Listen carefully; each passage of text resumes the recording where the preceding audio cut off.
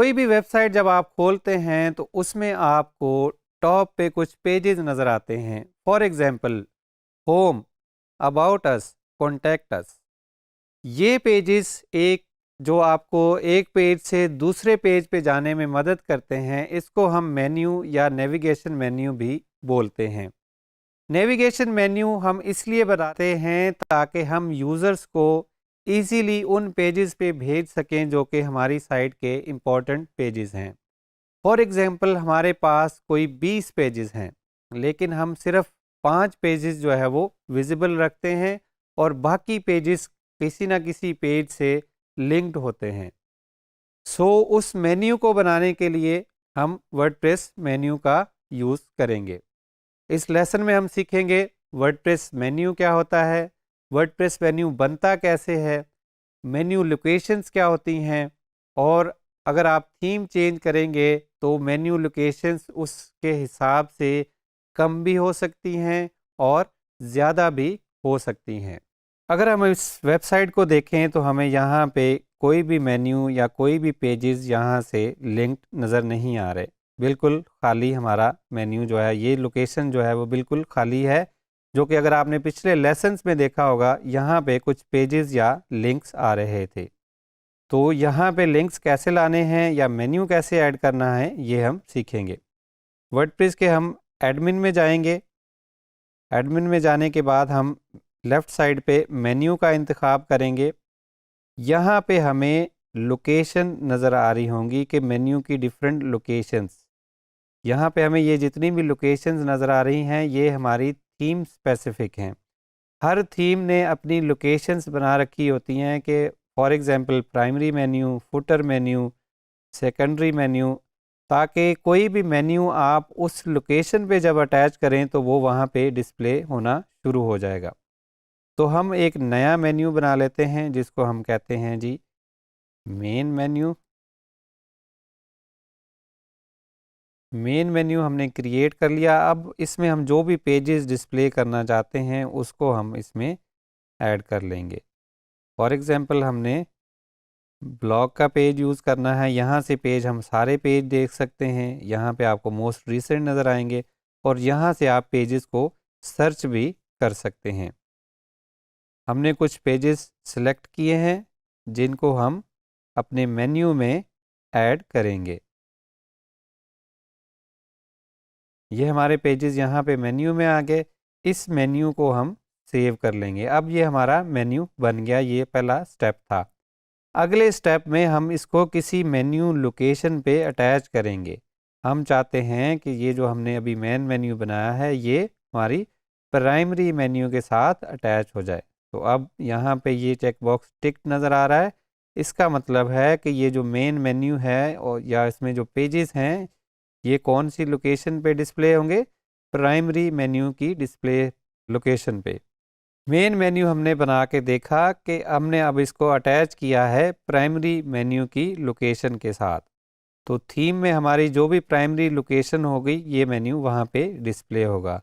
तो ये जो हम थीम यूज़ कर रहे हैं उसकी प्राइमरी लोकेशन ये है, तो हमें मेन्यू यहाँ पे नज़र आ रहा है। अब इस मेन्यू में हम मज़ीद पेजेस जो है वो ऐड भी कर सकते हैं और जो एग्जिस्टिंग पेजेस हैं उनको हम रिमूव भी कर सकते हैं। मेन्यू में एक नया आइटम ऐड करने के बाद हम सेव मेन्यू पे क्लिक करेंगे और उसके बाद जब हम अपनी साइट को रिफ़्रेश करेंगे तो नया पेज भी हमें यहाँ पे देखने को मिलेगा।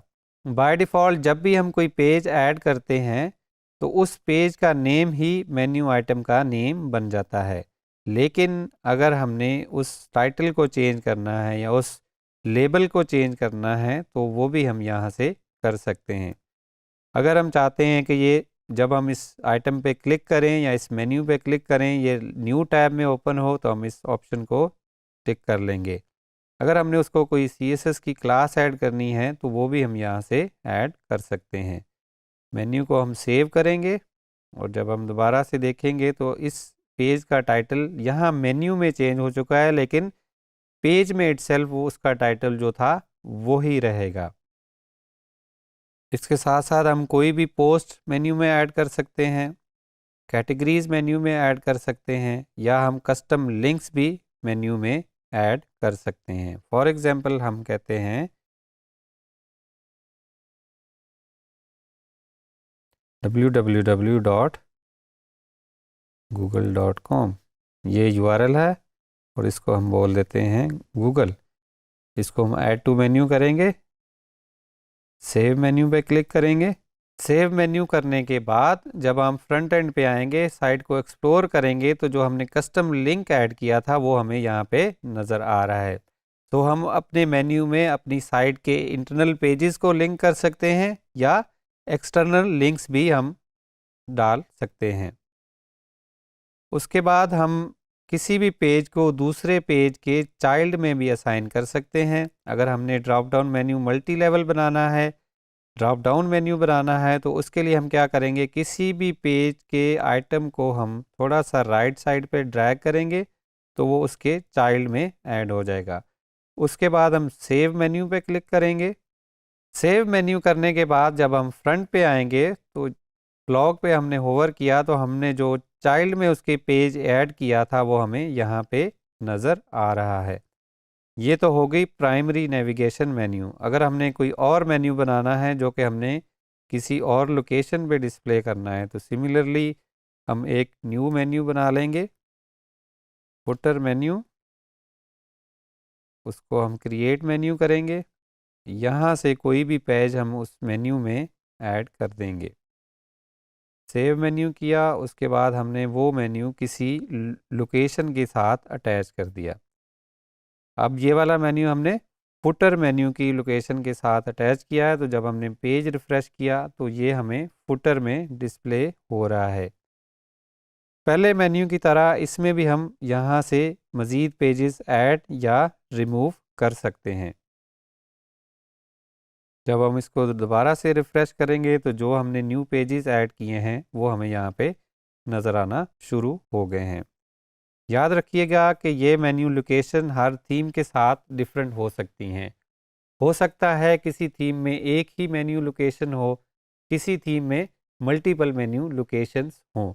तो मेन्यू लोकेशन जो हैं वो थीम स्पेसिफिक होती हैं, लेकिन जो मेन्यूज़ इटसेल्फ होते हैं वो आप खुद से कितने भी बना सकते हैं।